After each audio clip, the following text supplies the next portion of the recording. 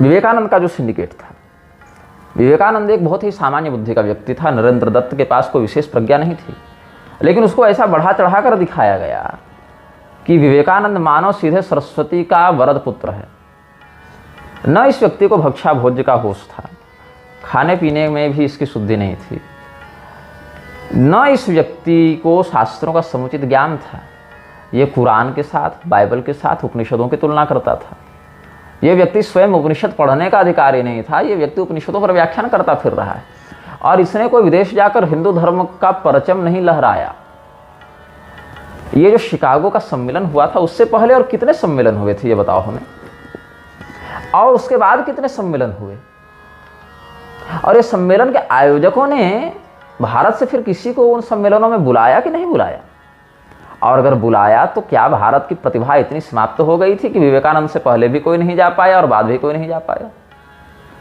तुम विवेकानंद का साहित्य पढ़ो, विवेकानंद के जो कंप्लीट वर्क्स प्रकाशित होते हैं उनको पढ़ो।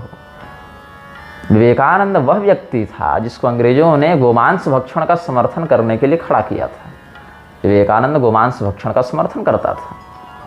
विवेकानंद वो व्यक्ति था जिसको अंग्रेजों ने खड़ा किया, अंग्रेजों ने स्पॉन्सर किया, अंग्रेजों ने एक मंच दिया, अंग्रेजों ने उसकी पीआर की, उसकी रेटिंग बढ़ाई, ये कहते हुए कि ये भारत की अद्भुत बौद्धिक प्रतिभा का प्रमाण है, जबकि ऐसा नहीं है। विवेकानंद के मत में मैक्स मूलर वेदांतियों का भी वेदांती था। वह म्लेच्छ जो श्रुति का मंत्र सुनने का अधिकारी नहीं, वो विवेकानंद की दृष्टि में वेदांतियों का वेदांती था। आज के जो हिंदू उछलते हैं, मैक्स मूलर को गालियां देते हैं, मैकॉले को गालियां देते हैं कि अंग्रेजों ने आकर हमारे धर्मशास्त्रों को विकृत कर दिया, हमारे परंपरा को खंडित कर दिया, हमारी गुरुकुल परंपरा को नष्ट कर दिया, ये सब जो गालियां आज के हिंदू देते हैं ना, वे भी विवेकानंद के बड़े अनुयायी और भक्त बने फिरते हैं। तो विवेकानंद के मत में तो मैक्स मूलर वेदांतियों का वेदांती था, मतलब उससे श्रेष्ठ वेदज्ञ कोई था नहीं। तो हमारे जितने आचार्य हैं उनके ऊपर, पूर्वाचार्यों के ऊपर एक म्लेच्छ को स्थापित करना क्या दिखाता है? वो व्यक्ति काम किसके लिए कर रहा है? अगर कोई व्यक्ति एक म्लेच्छ को, जो श्रुति का अधिकारी नहीं, उसको हमारे समस्त सनातन सिद्धांत निष्ठ आचार्यों के ऊपर स्थापित करने का प्रयास कर रहा है, तो ऐसा व्यक्ति निश्चित ही सनातन धर्म के लिए कार्य नहीं कर रहा।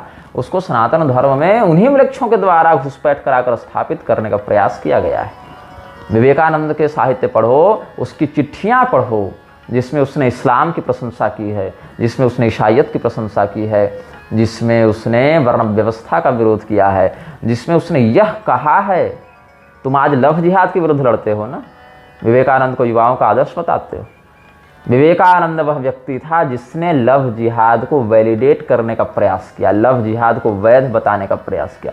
लव जिहाद ये टर्म भले वहाँ नहीं था, ये शब्द उस प्रकार से प्रयुक्त नहीं हुआ है, लेकिन विवेकानंद की शब्दावली यह थी कि जब हिंदू स्त्रियां मुसलमान पुरुषों से संतानों को उत्पन्न करने लगेंगी तो समाज में वास्तविक समरसता और भाईचारा बढ़ेगा। ये हमारे शब्द नहीं, ये उसी विवेकानंद के शब्द हैं।